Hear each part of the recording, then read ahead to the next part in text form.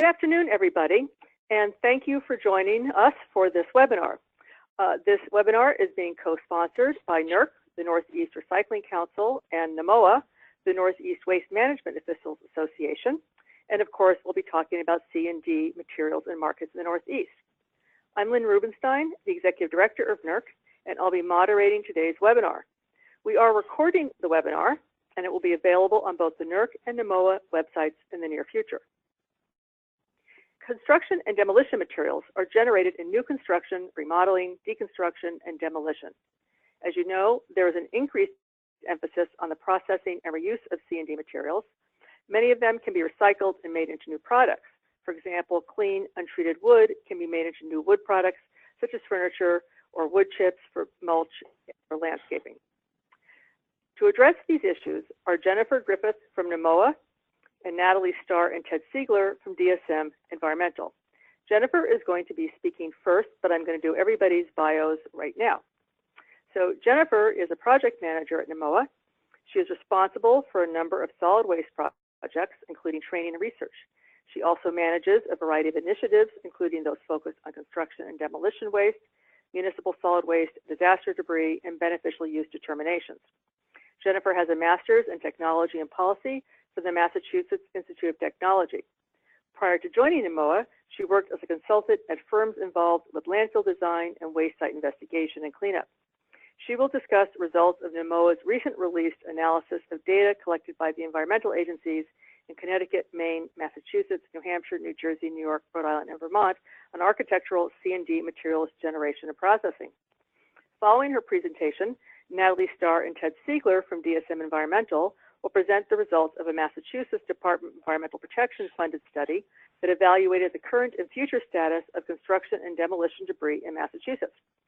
Natalie has spent over 25 years in the solid waste, resource recovery, and energy field. Her work is focused on improving the economics of solid waste management and recycling programs throughout the U.S., as well as in Central Europe, South Africa, and Argentina. Natalie specializes in benchmarking and economic analysis of recycling systems, including urban and rural collection systems. She has been involved in analysis, design, and contracting of recycling and refuse collection systems throughout the Northeast, focusing on increasing recovery rates and efficiency. Ted is a resource economist with 40 years of solid waste management experience, working for the states of Maryland, Nevada, and Vermont, and since 1987 as a partner at DSM Environmental Services. Over the past 25 years, he has specialized in waste characterization and recovery rate analysis and improving the efficiency of recycling, collection, and processing systems. He has also worked in 14 countries around the world, focusing on municipal finance, infrastructure improvement, and full cost accounting for solid waste management, and is currently involved in efforts to quantify the amount of land-based plastic waste entering the global marine environment. Before the presentations begin, I'd like to remind you that everyone is on mute, but that we really do want your questions. So in order to do that, please use the chat or questions feature on the GoToWebinar dashboard to ask your questions. So that dashboard is either showing up at this moment on the upper right of your screen, or there's a little orange arrow that is pointing to the left, and you just click on that and it will point to the right, and it will show you the question box. And you just type those in, and at the end of both presentations, I will read the questions, and we will be answering as many as possible. So with that, Jennifer, I'd like to turn it over to you. Thank you. Great. Well, thanks, Lynn. As she mentioned, I'm going to be presenting the results of the report that NMOA recently published, titled Construction and Demolition Materials Management in the Northeast in 2013. Before I talk about the data, I have a few things just to put the report in context. So we did focus on materials from building construction, renovation, and demolition.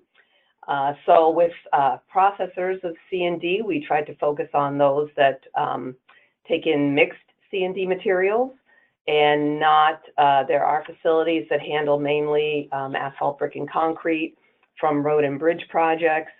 We try not to include those facilities because the data would dwarf the tonnages, and you would lose the picture of what's happening from building construction, renovation, and demolition. Likewise, there are facilities that handle mainly land clearing wood, and also we tried to not include data from those facilities. The report covers, talks about disposal, landfill uses, and recovery.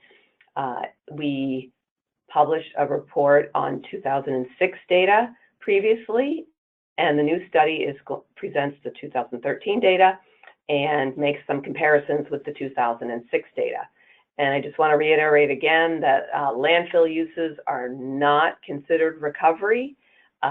We report them separately because they're not technically considered disposals by all the states either. And landfill uses are for shaping and grading, roads that are in the landfills, and also alternative daily cover. The report focuses on the 8 NMOA states, which are Connecticut, Maine, Massachusetts, New Hampshire, New Jersey, New York, Rhode Island, and Vermont. The report covers data that is from facilities that report to states. So so it's not necessarily comprehensive looking at all possible C&D, because if it goes directly from a job site to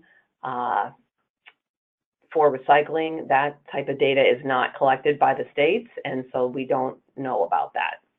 And again, the data is for 2013, and that is because we started trying to collect data from states back in 2015, but state resources are limited, and so we were not successful in getting all the 2013 data until more recently.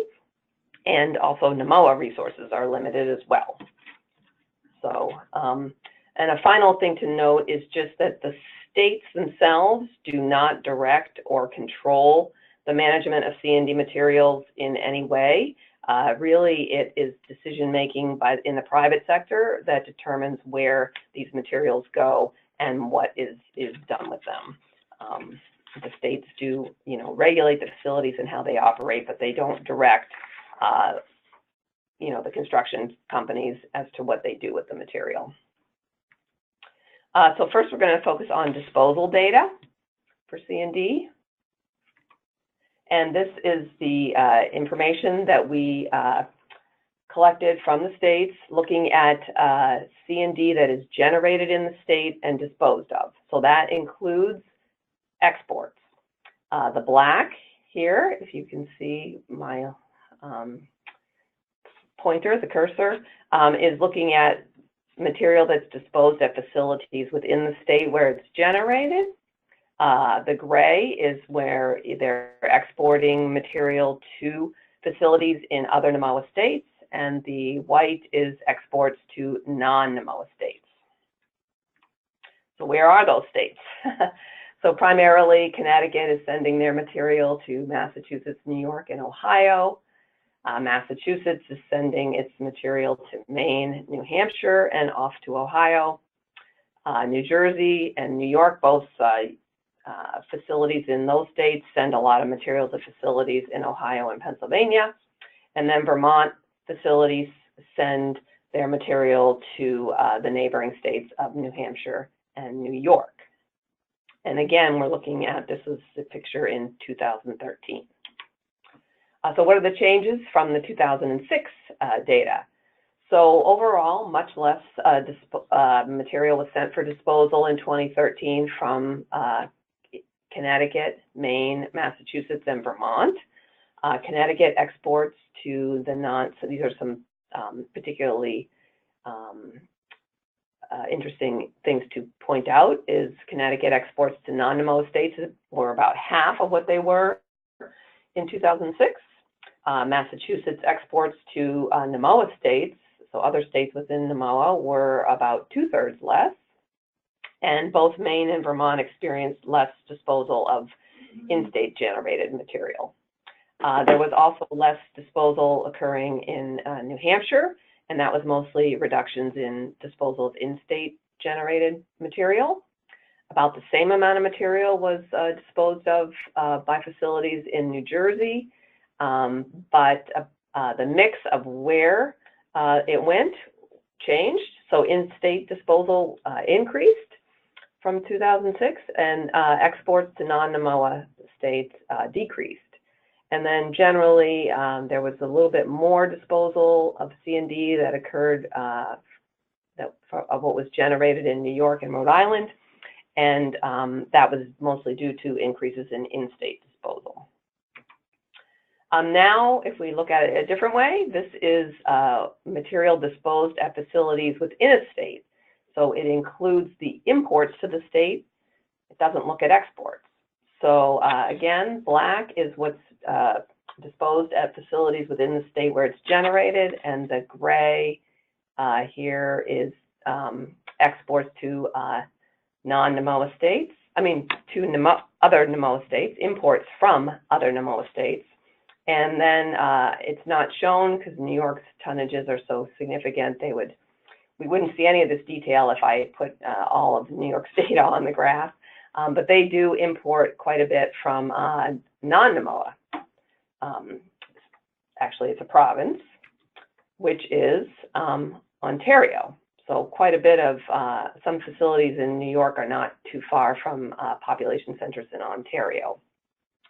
So Maine is mostly importing from Massachusetts, and same with New Hampshire, but Massachusetts gets imports for disposal from Connecticut, and as well as New York. What changed since 2006? Disposal facilities in Maine, Massachusetts, New Jersey, and Vermont disposed of about half the amount of material that they did in 2006.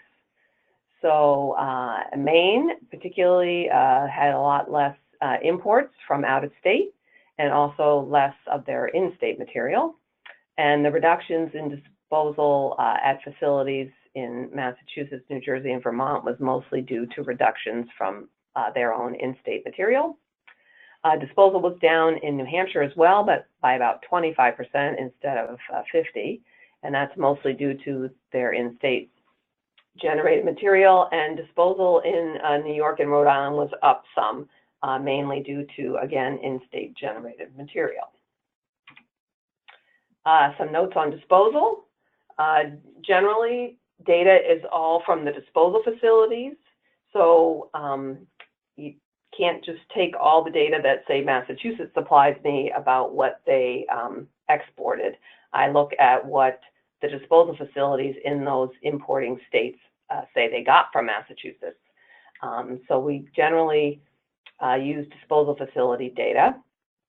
I also do look at Ohio and Pennsylvania, and the data in Pennsylvania is considered of high quality and usable. In Ohio, generally, they just report things as solid waste, and it doesn't really distinguish which type of waste.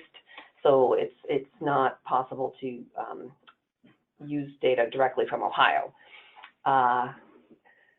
Out-of-states imports might be missed a little bit on disposal numbers, because if waste comes into, say, a processing facility in a state before it's disposed of, the disposal facility will record the data as being from the state where the processing facility is, not necessarily, where it all gets muddled together, and it's not possible to kind of separate out what comes from which state when it's passed through several facilities. So we might be missing some material on the origin of it. And lastly, Connecticut, most of the processed C&D debris, so the facilities that process C&D, they report, it's reported as it's exported for disposal, but some of it could be being used for landfill uses instead of disposal, but it's all reported as disposal.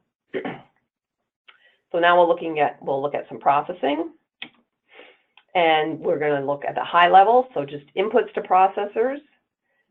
Again, black is in-state generated material that went into processing facilities, and gray is imports from NEMOA states, and none of the states imported material from non-NEMOA regions, the processors of C&D. So how does this, do these figures compare with 2006? Oh, where are they imported from? So the gray material, where is it imported from? basically Massachusetts.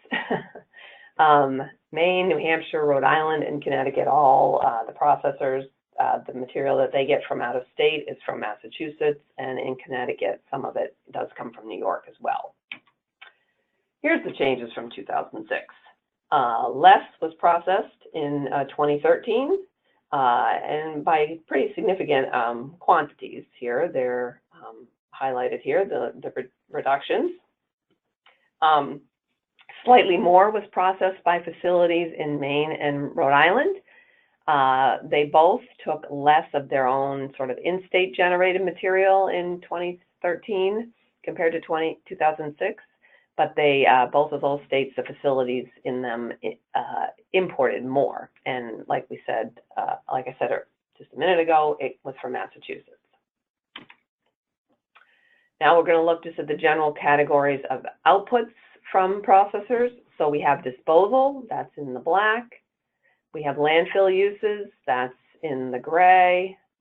And the amount that's actually recovered for reuse and recycling is sort of checkerboard. So you can get a feel for the mix of material that processors are generating. And like I said earlier, Connecticut, they report it all as being disposed, but perhaps some of it is landfill uses. So we don't know exactly the mix for Connecticut, but the amount recovered is the checkerboard. So changes from 2006 in disposal. Things to highlight are just processors in Connecticut and Massachusetts sent quite a bit less for disposal in 2006.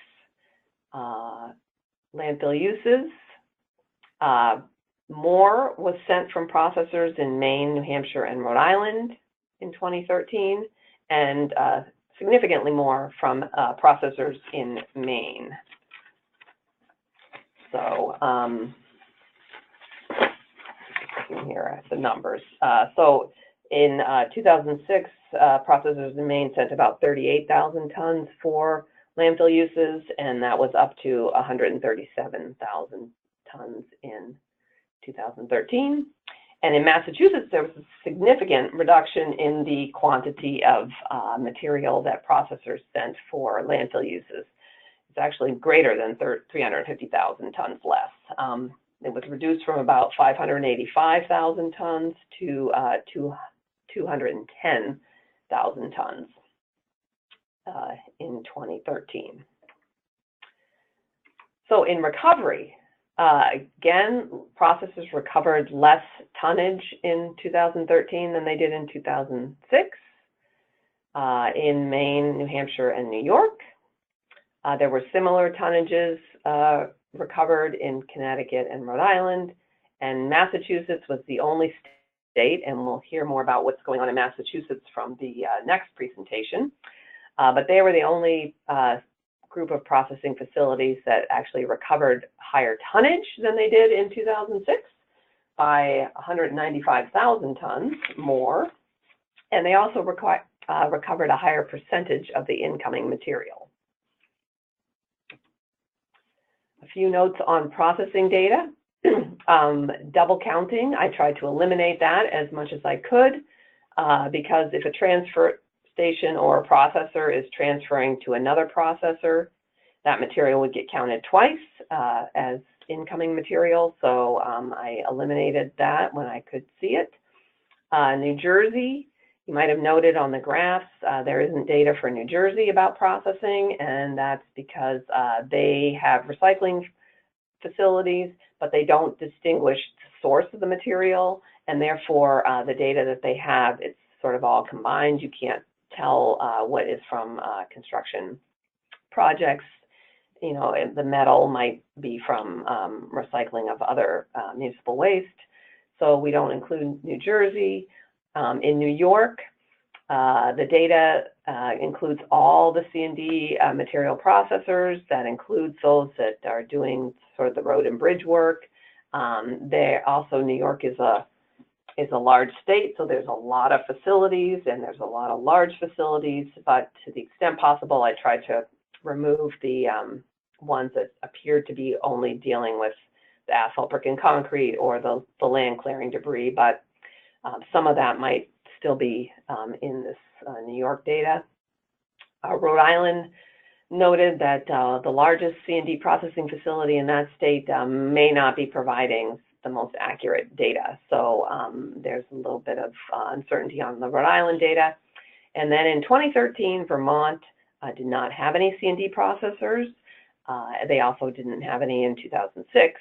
But in, I think, 2014, a couple came online in Vermont, and I believe now they have 3 in the state of Vermont. So, but unfortunately, because we're looking at 2013, we're missing all that activity.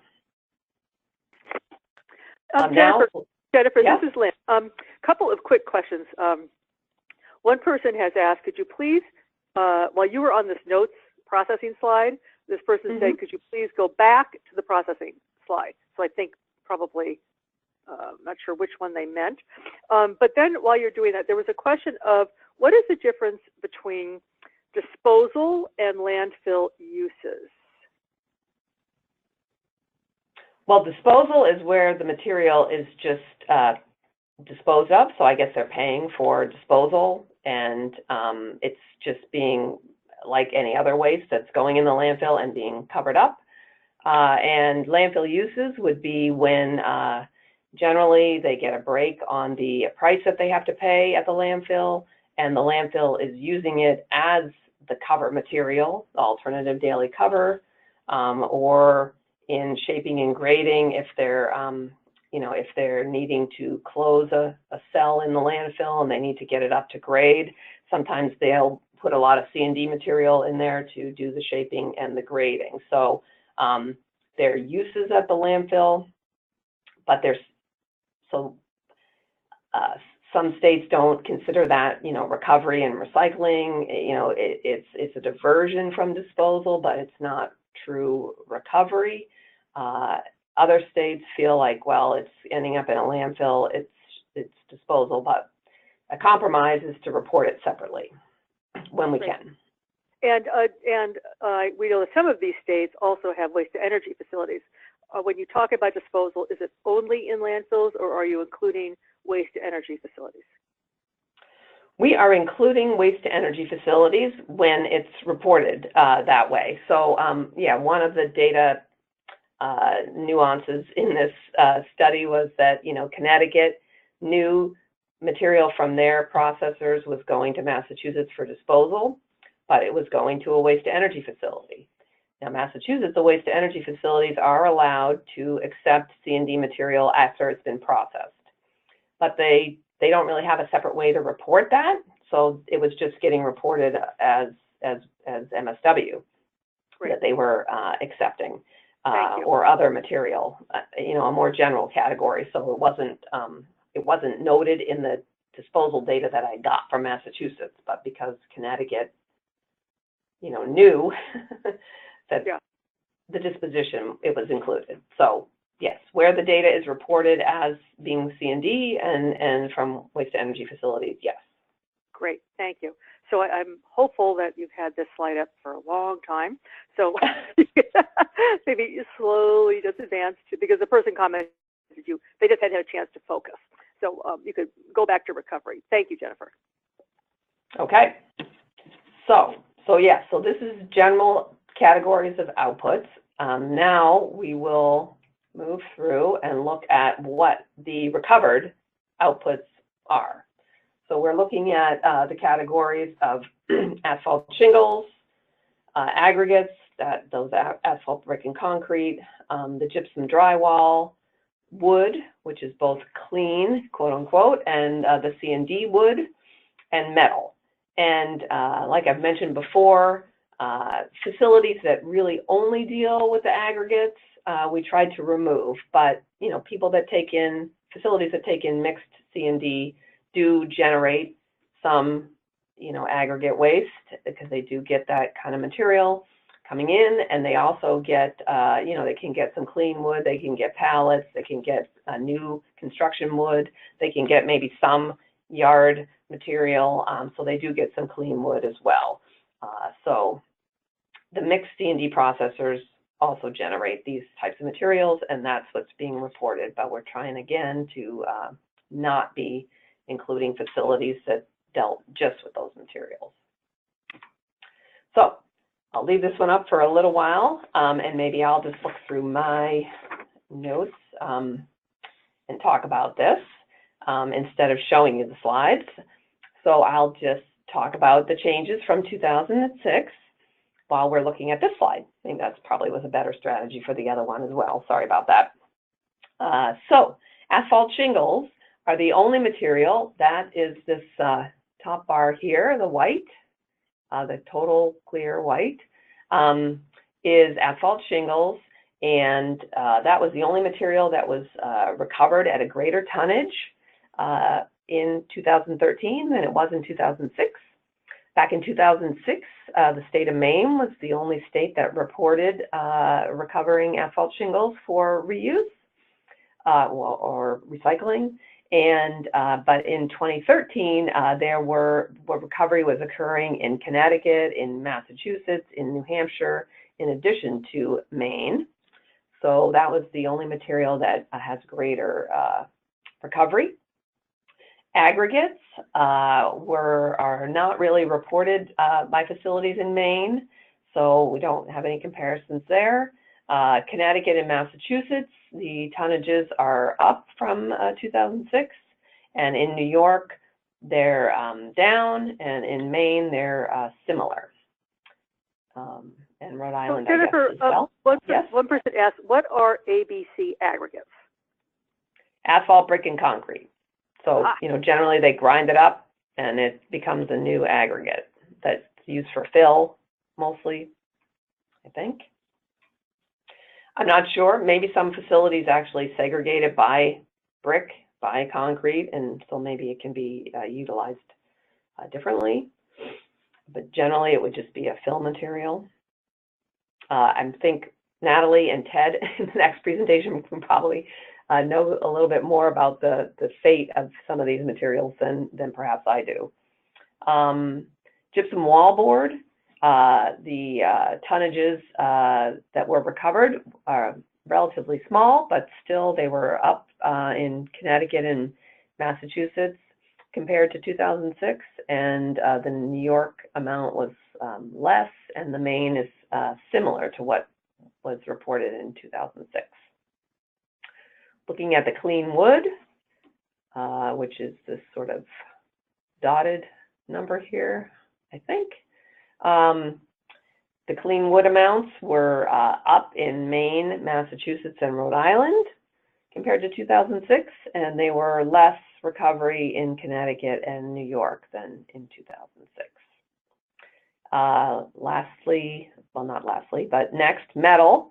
Massachusetts and Rhode Island were recovered more than they did, facilities recovered more than they did in 2006, and there was less recovery reported in Connecticut, New Hampshire, and New York.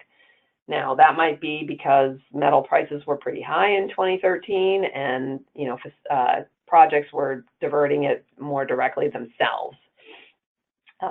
We're not really sure the reasons for that. And then if we look at the C&D wood, I'm highlighting this separately because I think we'll hear a lot more about wood from Natalie and Ted in a few minutes. But there was significant decreases in the amount of C&D wood that was recovered for mainly for fuel use or for use in other manufacturing by Maine, New Hampshire, New York, and Rhode Island, all significantly less these tonnages than they were in 2006. But Massachusetts, this tonnage is significantly increased. Back in 2006, it was only about 21,000 tons, and here in 2013, it's almost 130,000 tons. So Massachusetts facilities, Massachusetts has done a lot of work with C&D, the C&D sector, and trying to promote recycling and processing, and I think the data is showing the results of that. So, onto my slides that showed the up and down, which people will have for a reference after this webinar, and the tonnage decreases that I just discussed. So just to wrap up here for myself, I just want to again highlight that we did a report on 2006 data that was published in 2009. That report has state-specific sections. It was a more comprehensive report. NMOA had greater resources at that time. We estimated generation and discussed markets. And the key findings in the report on 2006 data was that overall, basically across all the states, about 10% of what was generated was recovered in 2006. So in some states, the majority of C&D debris is processed, but then following the processing back in 2006, 90%, was still ending up as alternative daily cover or disposal landfill uses. And in other states, they might have looked at their processors thinking, oh, they're recovering, 50% of what's coming in, or 60%. However, there's, in those states, a lot of the generation maybe was going directly for disposal, so that the processors are, more discriminatory on what they took in, and so they're processing a higher percentage for recovery, but there's still quite a bit going directly for disposal. So overall, the 10% recover-free was across all the states in 2006. I hope that made sense.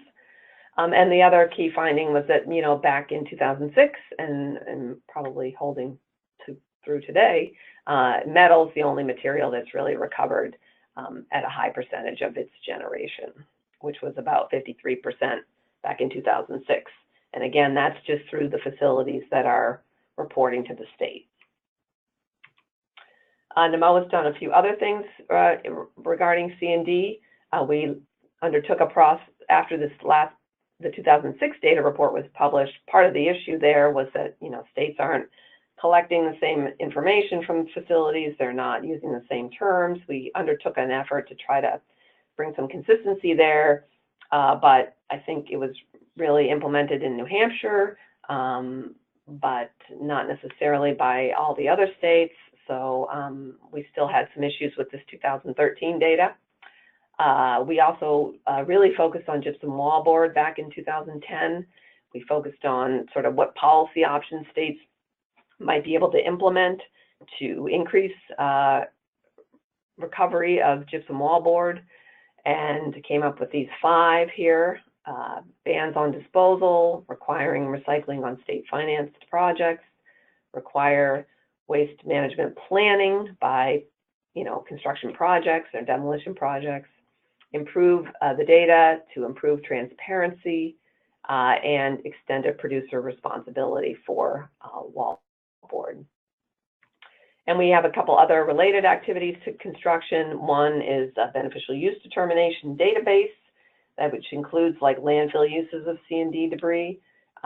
It's a database of beneficial use determinations. It's not exhausted, and we haven't had funding to support it for a few years now, so it's not necessarily up to date. But one thing that we do currently still do is looking at soil reuse and the management of that sort of mildly contaminated soil, some of that excess soil from projects, construction projects. We have a work group that's got both the solid waste and the waste cleanup folks in the states. It's a forum to share information, and we have published on the NMOA website sort of a information resource where the different policies and things states are doing is located in one place for all of our 8 NMOA states. And here's the slide about what NMOA is, which, if people don't know, we're a nonprofit, nonpartisan interstate association, includes the solid waste programs in each of the states. We were formally recognized by EPA in 1986, and that's our website where you can find the report that I talked about today, and the report on 2006 data, and the policy recommendations, and the soil reuse information. And here's my contact information. So I think with that, I am wrapped up, and we'll turn it over to Ted and Natalie at DSM. Great. Jennifer, that was incredibly impressive. Thank you so much. A lot of information. And just to give you a heads up that there are a lot of extremely interesting questions for you. So to encourage the audience to keep those questions coming using the question box in the dashboard, and we'll get to them at the end of the presentations. So at this time, I'm going to turn it over to DSM, and I believe that Natalie is going to kick us off. And we're just waiting, Natalie, for your PowerPoint to open up for us. And you're going to put it in slideshow, and we're just about perfect. Great. And Natalie, why don't you say hello so we know we hear you?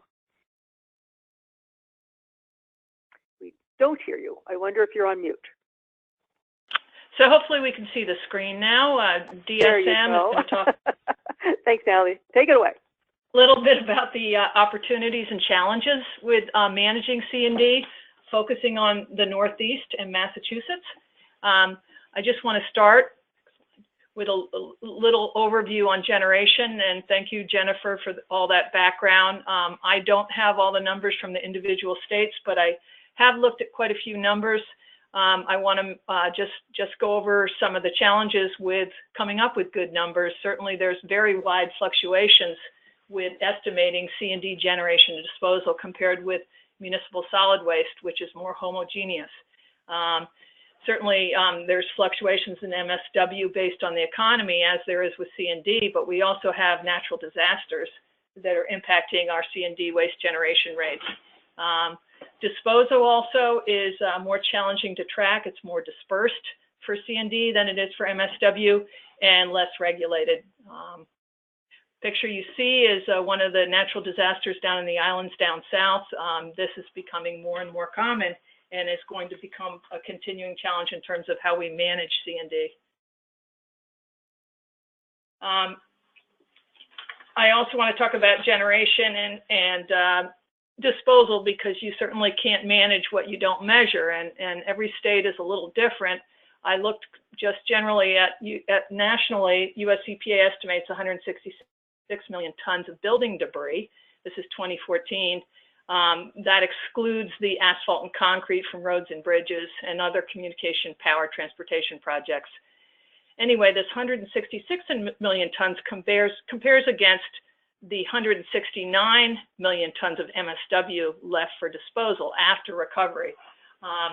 So my point being is that C&D may be a lot more than we think, and we often think about it, I often do, as some small percentage compared to MSW, but it really can add up, particularly in years where we have a good economy, we have a lot of building, new construction and demolition, and then adding with those natural disasters. If you take it on a per capita basis, 3 data points from states that I did have data, Mass DEP tracked a little over 1 million tons, which ended up being 0.17. Connecticut tracked 0.29 tons in 2013. This is a Green Seal report, some good information there. And Delaware tracked 0.24 tons in 2014. So these are all in the ballpark of one another, but depends on what you're tracking. This should all track building debris, but it's easy to have higher or lower numbers depending on how much ABC waste is included in that and whether or not you've had natural disasters and other types of waste included in the C&D. If you use those numbers, using the high of 0.29 tons per capita and looking at our 10 NERC states, we can have generation estimated at about 18 million if you assume recycling is about 15%. I use 30 for Mass because that's a number I'm more familiar with. What do we have left to manage? Maybe 15 million tons. Now, this is high compared to what you just heard from NUMOA, but it gives us an idea of how much C&D waste we might be dealing with in terms of thinking about capacity. So when is most C&D generated? This is a slide done by EPA from one of their reports. It's good to think about when you think about how you're going to recover different materials. And looking at this slide, drywall and plasters are the one material you really want to go after during construction.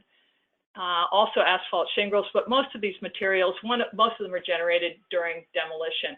And so they come in mixed loads, making it harder to recover and needing separation technology. So what are some of the things that have been done to reduce C&D waste disposal so far? We have some states with material bans, some states with processing requirements. We have lots of goals for diversion. We have LEED certification and green building requirements leading builders to materials. And finally, economic incentives. The renewable energy credits for the biomass facilities create the demand for B wood or a slightly lower quality wood versus the A wood, the higher quality wood that might go into higher uses. Subsidies for MRFs for C&D, market development grants, and then also rising tip fees for disposal and any sort of surcharges on disposal or something that might drive recovery. Some of the states that have implemented bans, Vermont having a ban on clean wood disposal recently, also on recycling of architectural materials, if the project is of a certain size and if you're within 20 miles of a facility that recycles this waste. Massachusetts has a diversion goal of 50%, but the rate's plateaued around 30%. They also require C&D be processed before its disposal in a mass facility. That processing is to remove recyclable materials, and they have bans on certain materials. Asphalt, pavement, brick, concrete, metal, and wood were banned over a decade ago. The goal with this ban was to support the development of in-state processing facilities and to preserve disposal capacity in the state, and also to achieve their goals. So I'm going to go into Mass in more detail, going through a case study and where we looked at the impact of their processing requirements and looked at what we could do to try and increase recovery. And then I'm going to turn it over to Ted, and he's going to talk about the markets. The project we did was last year, and we looked at what were the constraints to increasing diversion beyond their plateauing 30% goal. What are the opportunities? We did look also at their initial progress after these bans in 2008. And so you can look at both reports. I think they're on Mass DEP website and see some of the differences. We also tracked regional markets through this. A big part of our scope of work was to go to the facilities themselves and look at incoming and outgoing loads, what was in them, what was being recovered, and what were the opportunities to increase recovery. We spent a lot of time looking at material flow from their annual reports, which are really quite detailed in Massachusetts about what they recover, where it goes. We looked at new technologies that might increase recovery. We looked at the market specs currently, and this was last year, and the barriers to increasing diversion. And DSM has spent a lot of time looking at C&D waste over the years in many of the NERC states, as well as in Ohio. And looked at the composition of it, and certainly C&D waste is every load is a little different. We also calculated the recycling rate. Roughly 25% of the mixed C&D loads that were coming and being processed in the state of Massachusetts was recovered for recycling in 2015. Also, some material came in already separated, adding another 86,000 tons to that. So you might say the recycling rate's 32% if you only counted the C&D waste that was managed in the state. Some of the waste went directly to processing facilities out of state, and the processing or recovery rate at those facilities is unknown. So out-of-state processing that generates recyclables isn't really included in their rate. Next slide. So this is just a pie chart that shows where material went in 2015 in Massachusetts based on the annual reports.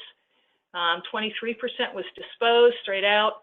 24% went to landfill-dependent uses. That might be daily cover, it might be cell construction, it might be road construction. 16% was processed, went through the processing line and was recycled. 6% came in source separated. That might be metal, wood, pallet loads, or even asphalt shingles. 13% was transferred out of state, and then 18% really was bulky waste and was not C&D waste. And this is important because this material often gets classified as C&D or comes into a facility and is harder to manage and has fewer recycling opportunities. So what can be done to increase recovery? We also spent time doing visual analysis. So instead of doing waste characterization, where you actually separate and weigh materials, we do a very detailed visual analysis where we look at the volume of materials coming in, we get the weight of the load, and then we determine the density of those materials and come up with a percentage of each load by weight that is each material. So this conversion to weight-based composition helps to tell us how much we have of each material. Here's just a picture of a bulky waste load. So this came into a Massachusetts C&D processing facility and isn't a good load to go over their C&D line. So what were our results? This is for the material that was C&D, not the bulky waste. As you can see, 79% were straight construction demolition materials, 2% paper, 2% plastic, and so on.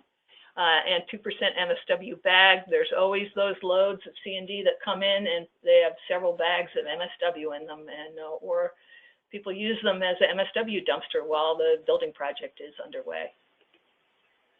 So what's that 79%? What does it look like? Well, wood is roughly 39–40% of incoming C&D. Certainly that's a material targeted heavily by processors for recovery. And that's everything that's shaded in green.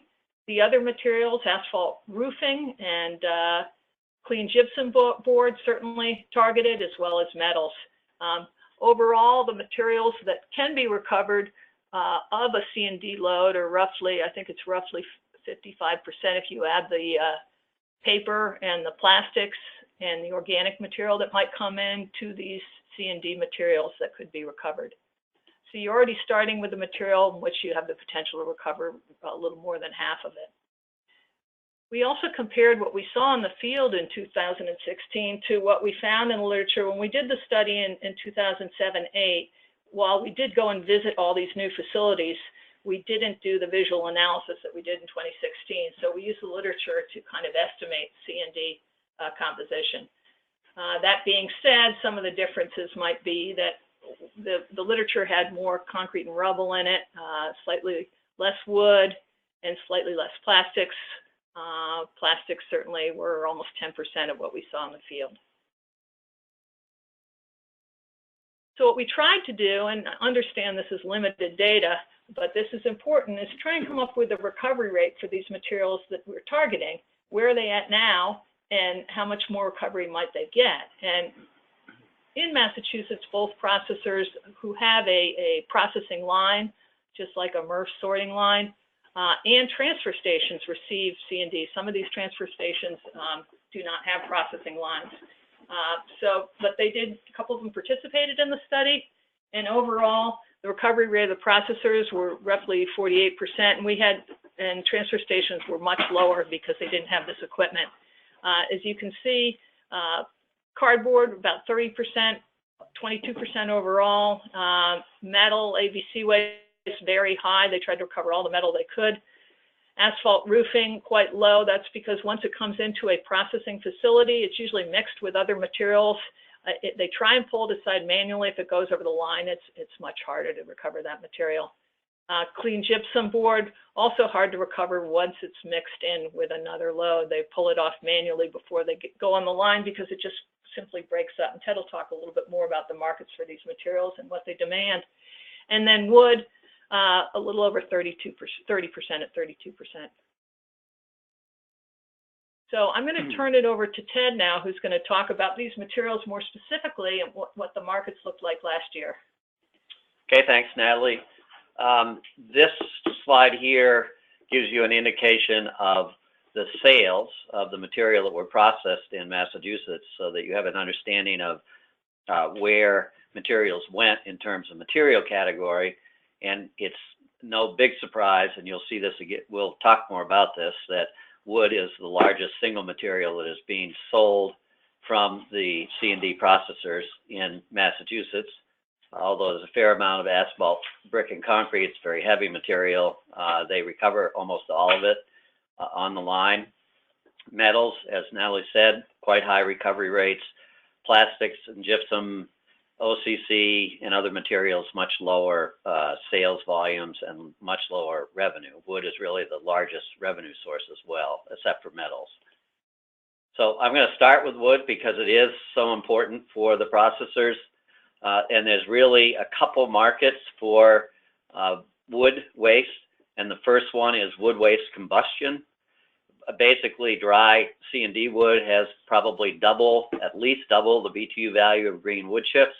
And therefore, if you substitute it at a wood combustion facility, you get high energy values, but there are a significant number of environmental and operational issues associated with burning the demolition wood waste when compared to green wood in terms of contaminants, nails, and other contaminants, and in terms of fines, and therefore worries about heavy metals emissions.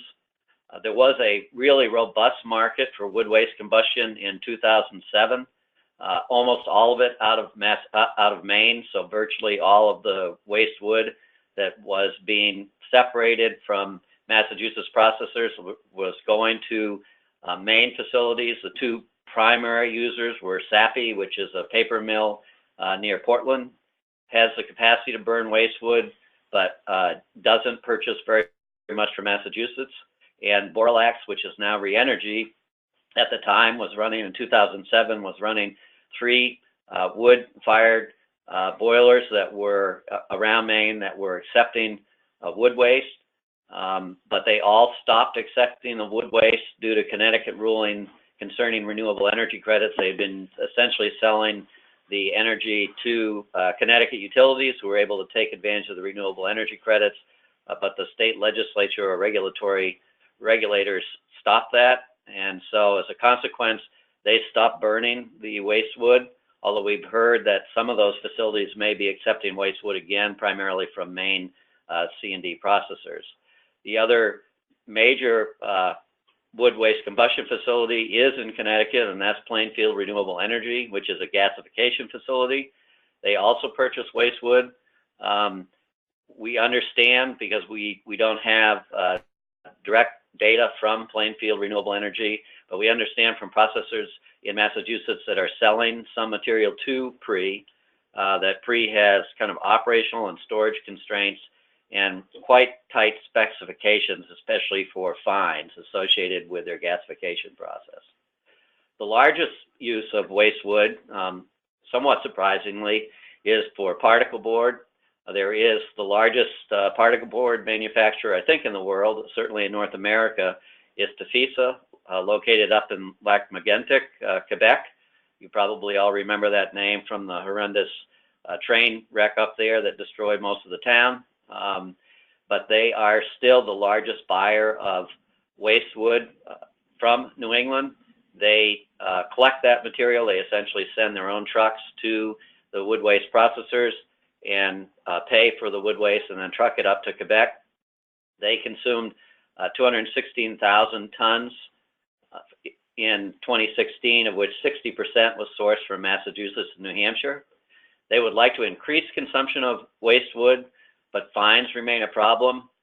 Just like for waste wood combustion, trace metals have been reduced at Tefisa, reducing the amount of fines that Tefisa can accept in the wood that they get from the waste wood processors. So that means that the processors are having to screen a larger amount of fines out of the wood chips that they're sending to Tefisa. And one of the reasons that Tefisa has tightened its fine standard, in addition to the fact that they are worried about heavy metals in the products that they produce, is that Quebec has tightened their combustion specifications, resulting in tighter specifications for burning waste wood. And Tefisa no longer has an arrangement with Kruger to take the fines that Tefisa was separating, and therefore they've tightened their specification. The fines market is definitely continues to be a major problem. If you remember back in 2006, 2007, a lot of the fines were being used as alternative daily cover at landfills throughout New England. and we started to have significant air emissions issues from those landfills, and that has not changed. That's still an issue, and so almost all of the landfills have stopped accepting fines as an alternative daily cover, although you can mix the fines in with regular MSW and not have the same emissions issues. But as a consequence, there really is no market for fines, and the waste wood processors, or the C&D processors, are having to increase the amount of fines that they're separating from their wood chips in order to make sure that they can sell the wood chips. And there's really no way to eliminate fines if you're dumping the C&D, mixed C&D on the floor at a processing facility, and then you're using size reduction. In 2006, most of the processors were grinding C&D before they manually separated it on the lines. They stopped grinding, and almost all of them now use an excavator on the pile to break the C&D into manageable size pieces, perhaps a foot to 2 to 3 feet in size, and then that material is then getting pulled off the lines. But all of that dumping on the floor, running over it with an excavator, and then grinding the recovered wood after you've separated it out, all creates fines, and that's an inevitable part of the processing. So what are some of the other materials that you can recover from the mixed C&D? We see in all the visual analysis we've done around the United States of C&D loads, every load that comes in, if you were to look at it from a volume point of view, is probably somewhere in the order of 5 to 15% corrugated. And if it's the end of the construction for a new construction, house or business, it's probably going to be 30 or 40% corrugated, because all of the light fixtures, plumbing, supplies, countertops, refrigerators, everything is coming in a corrugated box. So there is a fair amount of corrugated. The problem with the corrugated that's coming in mixed C&D loads is that it typically is contaminated by the other C&D materials, and because most of it is stored in open top 30-yard roll-offs, if it's wet, it's wet. So as a consequence, it's being pulled off at the C&D processors, but it has lower value than it would have at a nice, dry, single-stream MRF facility. And many of the processors don't have baling capacity for OCC, so they're selling it loose. So it's a relatively low value, but it's worth pulling off.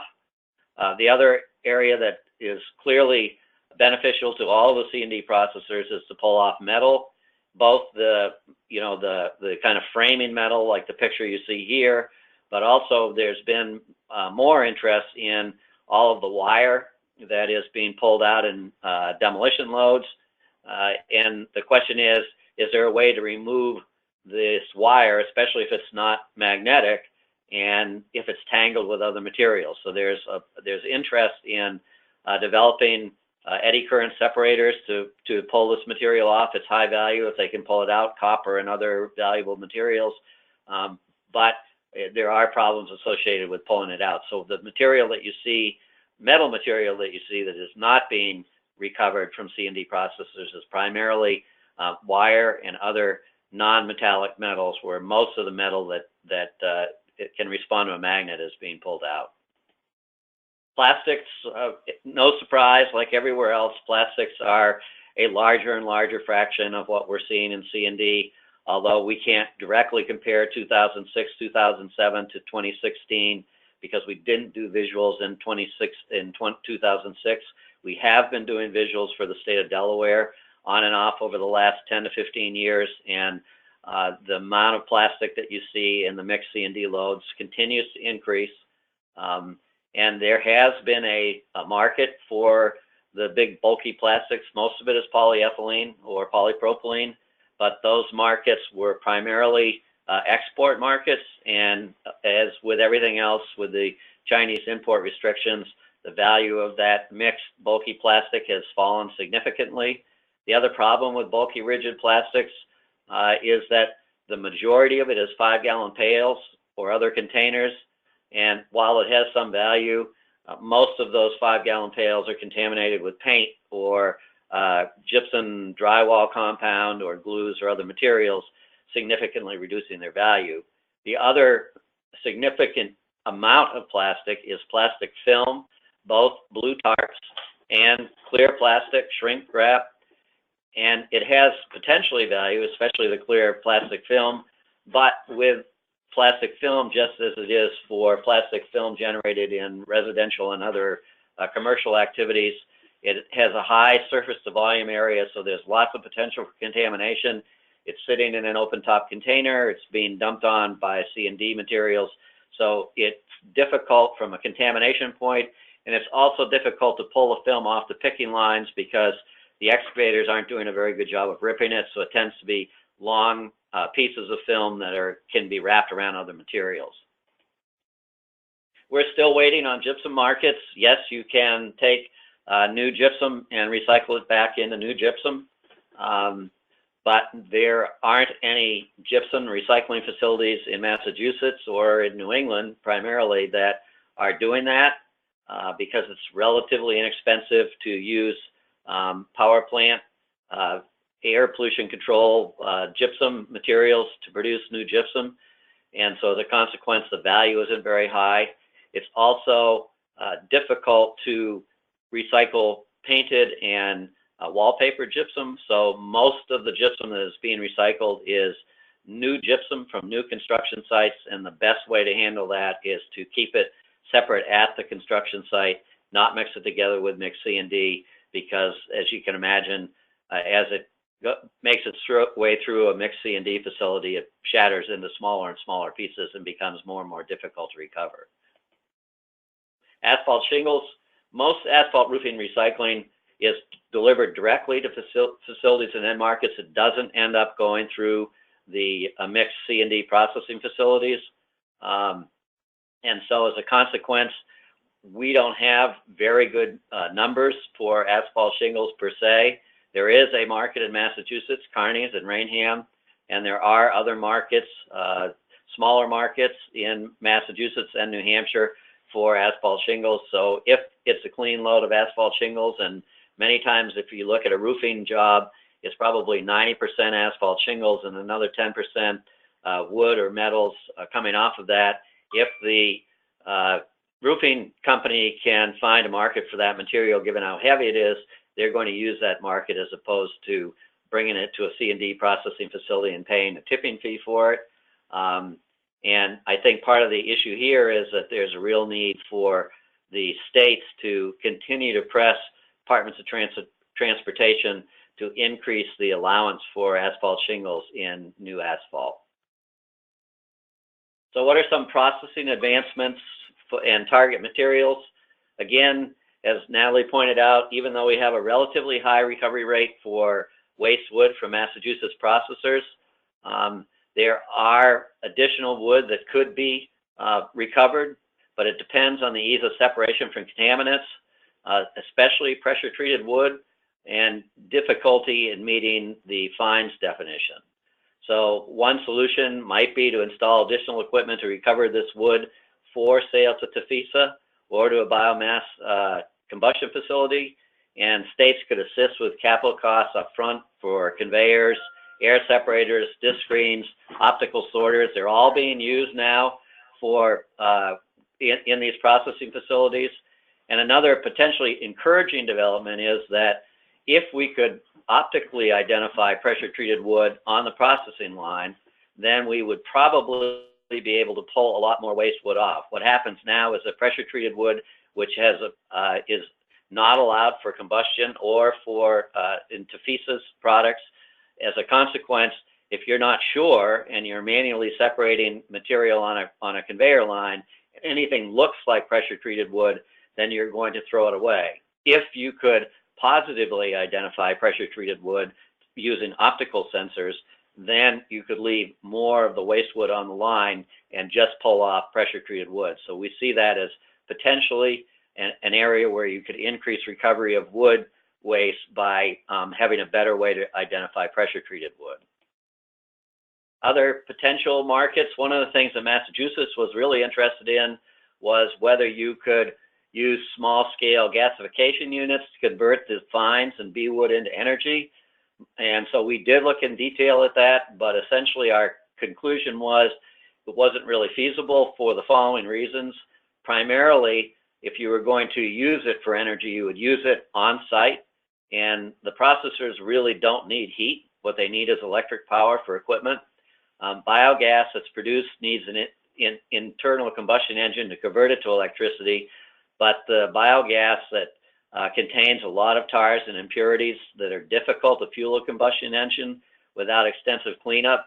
And when you add that cleanup equipment, it's just simply more expensive than buying conventional gasoline or diesel fuel or even natural gas to produce electricity. And so while gasification has always been promising, and the PRE facility in Connecticut is an example of a gasification unit that is using C&D waste, the PRE facility has struggled for the last 5 years in terms of dealing with the issues associated with gasification of wood waste, and that's a big facility designed specifically for it.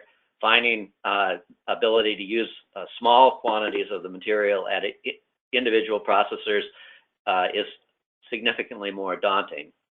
And as I talked about earlier, metals are another area where there's some room for improvement, not necessarily in terms of a large increase in the recycling rate, because most of the heavy metal is being pulled out already, but because the metals that are remaining, such as copper in metal sheathing or metal wiring, is relatively valuable to the extent that we can add eddy current separators and other ways to pull these smaller quantities of more valuable metals off. That may be another way to increase the recovery from these processors. So what are some of the takeaways? Basically, given the markets, processors in Massachusetts are doing a relatively good job of recovering materials from mixed C&D waste.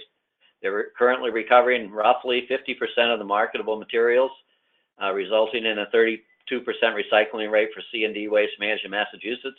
We expect that that's substantially higher than most other states in the Northeast. And that's despite the fact that the market for wood waste is much more limited now than it was in 2007. Greater recovery really requires continued investment in new processing equipment at existing processing facilities, and also implementation of processing equipment at the transfer stations, which are handling a lower value C&D material than the material going to processing facilities. But low tip fees make it difficult for processors to justify running low value C&D through processing lines and really constrain investment in new capital intensive technologies. The barriers really are the same. Ohio has plenty of cheap disposal capacity, so processing has to stay below rail and tip fee costs to be viable in these states where bans are not in place or enforced. And when we say relatively low, you probably can send tip a load of C&D in Massachusetts or any other state if you're next to a rail line, and transfer it out and dispose of it in Ohio for around $50 a ton. So if you're a processor, you have to figure out a way to run all of your processing equipment and recover enough material and sell it in order to keep your overall tipping fee low enough so that you can compete with that, unless you are only accepting lead generated material where the price of processing can be considerably higher because the builder is trying to meet some kind of environmental standard. But as Natalie pointed out, most C&D waste is created during demolition, not new construction. And while on-site separation creates the highest quality product and recovery rate, there is really limited contribution to diversion from demolition sites as opposed to new C&D sites. And again, just to emphasize again, wood markets are limited and are primarily combustion, but could be boosted in many of the states by renewable energy credits. We always find it ironic, and people from Mass DEP know that I've said this many times. It's ironic that Massachusetts, which bans unprocessed C&D from landfills and has really pushed for processing C&D waste and wood waste, doesn't allow utilities in Massachusetts to claim renewable energy credits for waste wood combustion. So in the end of the day, mass processing requirements have resulted in higher C&D recovery rates than most other states, but RECs are not available in states, so most of the waste would which is the largest material is going out of state to other facilities. And that's my presentation. Well, Natalie and Ted, thank you so very, very much. Both presentations had not only a massive amount of content, but we have a massive amount of questions. So I'm going to have to cull them down, I'm afraid, but I'm going to ask you to try to contain your responses as much as possible so that we can get in as many as possible. So Jennifer, I'm going to give Natalie and Ted a little break for a second. I'm going to start with you. There were two themes that came up with several questioners, so I'll start with those. There were questions about the impact, if you were able to assess it, of the Massachusetts disposal ban on the Massachusetts export figures that you were reporting. Okay, can you I'm not quite sure what that question is, sorry. Well, on your slides, there were impressive numbers of exports from Massachusetts, especially to Ohio, but also other states.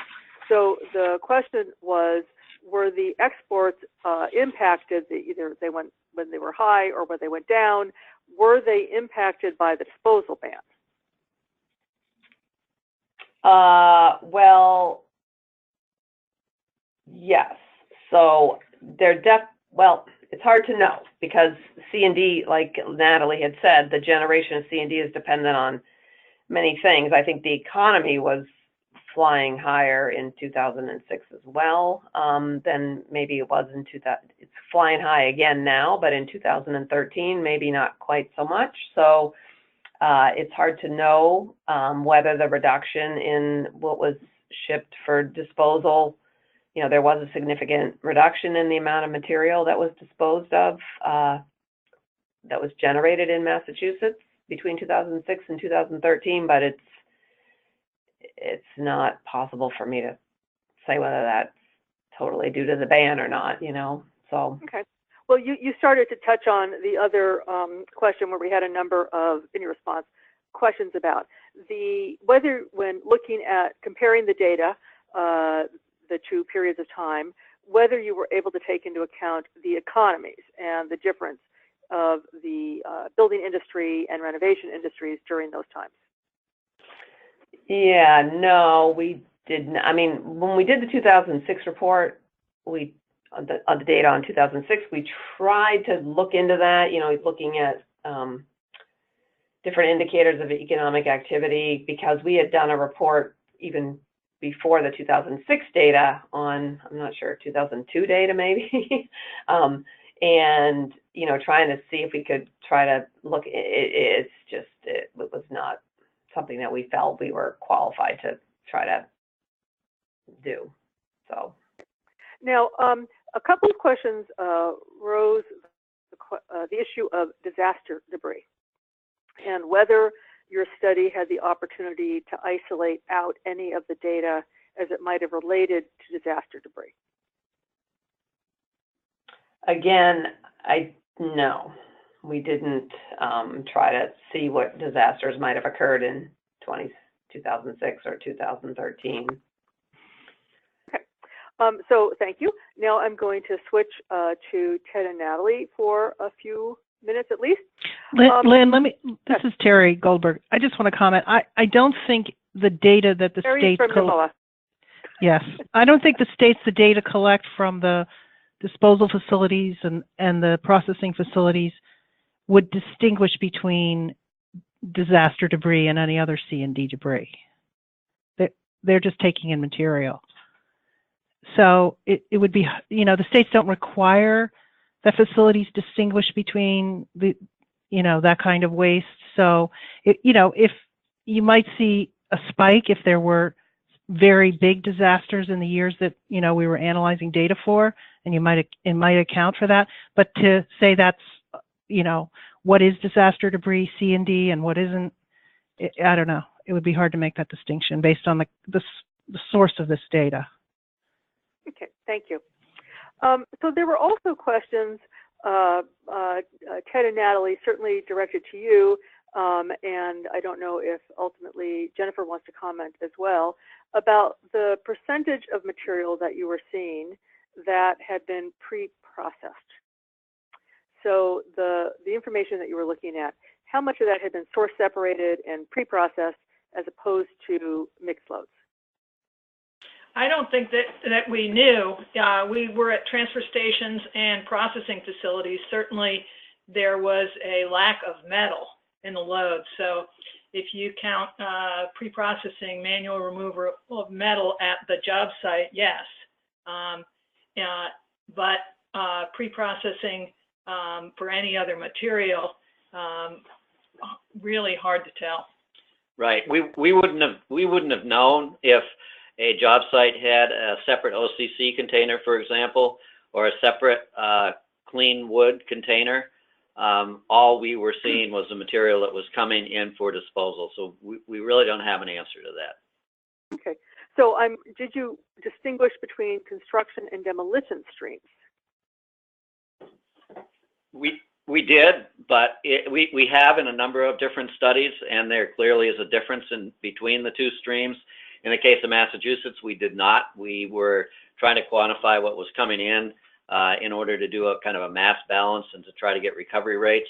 We have done that in Delaware twice now with multiple loads. So we do have data that separates what the composition of demolition debris is from new construction. And in Delaware, there are huge differences in terms of what the two waste streams look like. And I think you can go to the Delaware Solid Waste Authority website and probably pull up both the 2007 waste characterization study and the 2015 C&D study that we did in southern Delaware and get that information. But that's very clear line. There's a lot of renovation which has both, and that's what led us to mix the data in the end.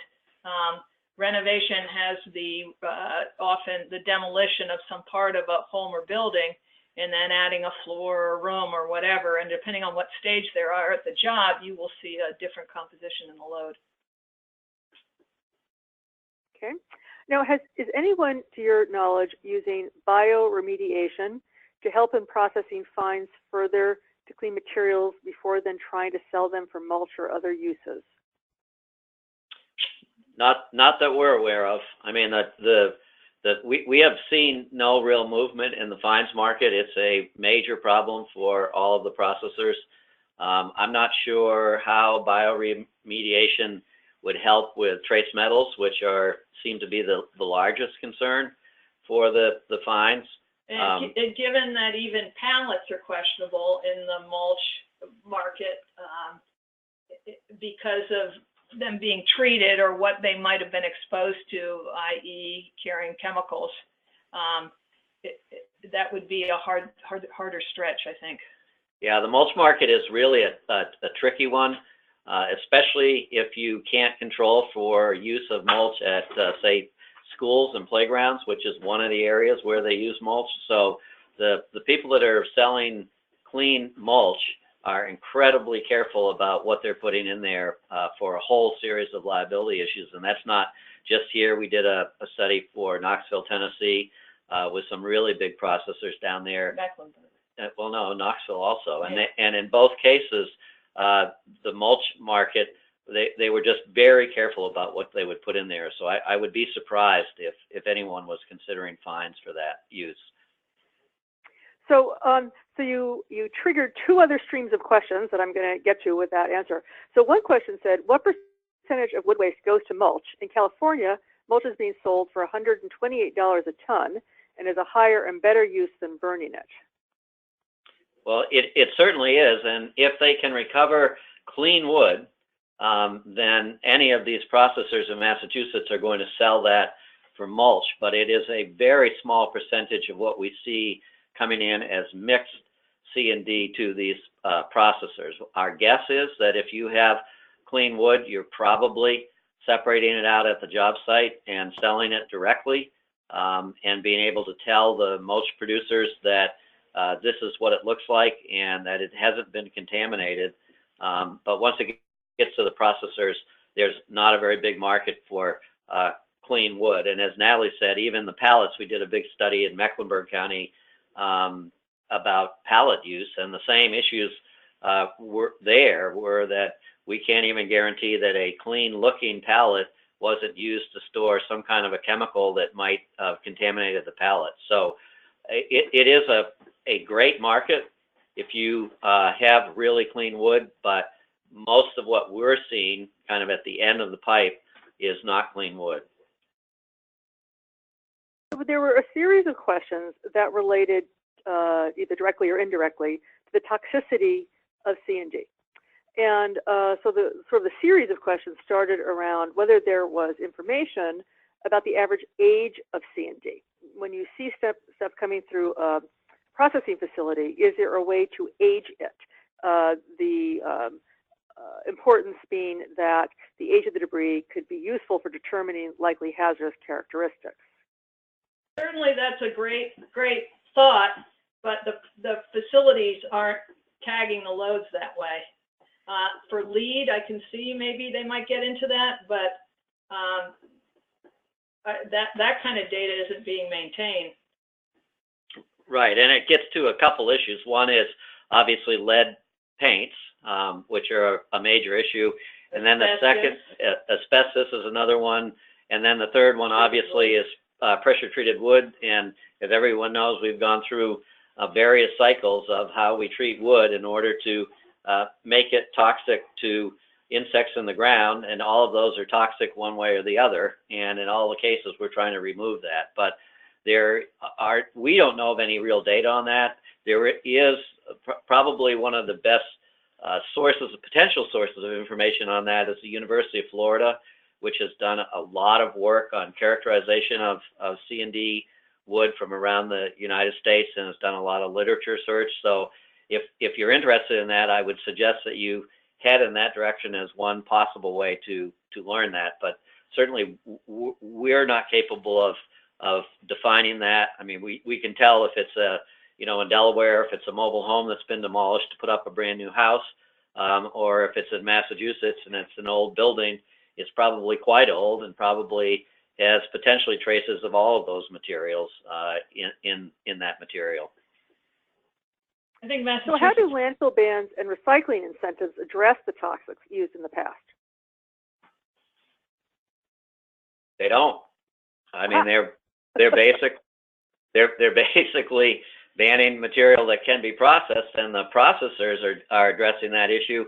Essentially, if you look at where the specifications that for waste wood combustion, they were developed pretty carefully by Maine DEP over a long period of time with a lot of input from people in Maine, because there was a lot of concerns over these issues.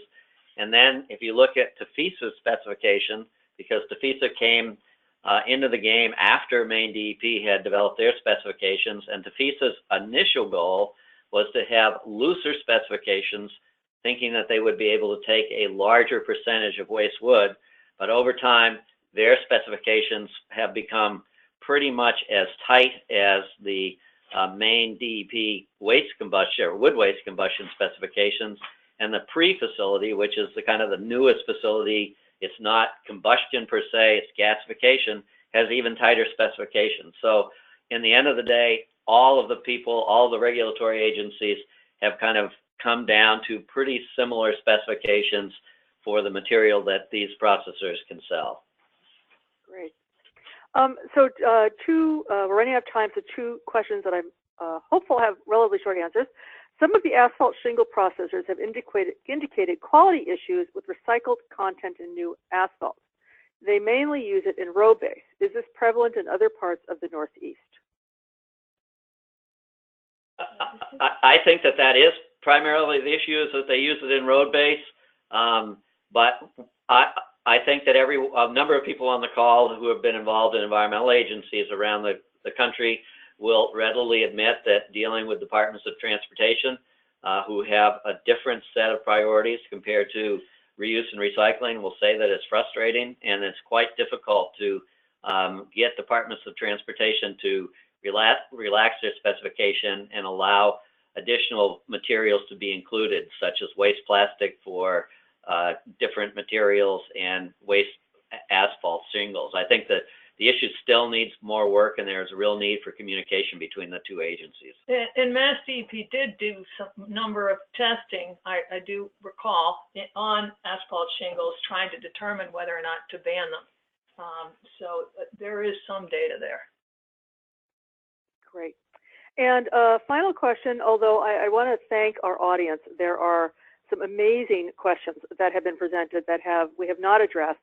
We'll see how we might be able to compile them, and some of them I think I know about resources I can point you to, and we'll just see what we can do.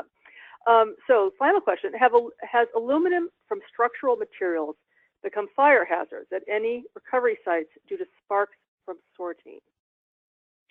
We haven't seen that, but I think people in the processing industry, it's not aluminum that's the big worry. It's lithium batteries, which are a major problem at the single stream MRFs, and are probably also a major problem at C&D processing facilities, much more so than aluminum. There are lots of spark hazards at these C&D facilities. They do have fires. They have good fire suppression equipment. A number of them have added kind of increased recently infrared cameras and other ways to detect hot spots.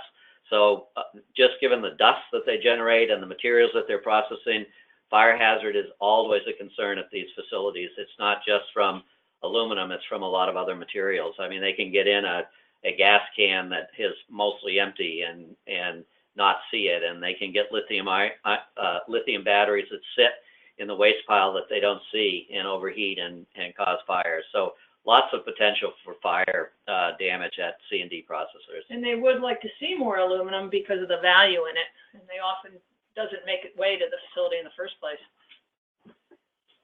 So now I wish I picked a more upbeat question to end on, but since I didn't, I want to say to Jennifer Griffith from NMOA, and to Natalie Starr and Ted Siegler for DSM Environmental, great presentations and wonderful conversation in the question and answer period. Thank you to all of you, and especially to our attendees. As a reminder, this has been recorded, and I will be posting the recording as well as both of the PowerPoint presentations on the NERC website, as I'm sure NMOA will be as well. And you'll be able to find that announcement for that in the February NERC email bulletin, which I think that most of you are subscribers to. So again, thank you everybody, and really appreciate your being here. And with that, we'll say good afternoon and goodbye. Bye-bye, everybody. Bye, Lynn. Thank you. You're welcome. Thanks, everyone.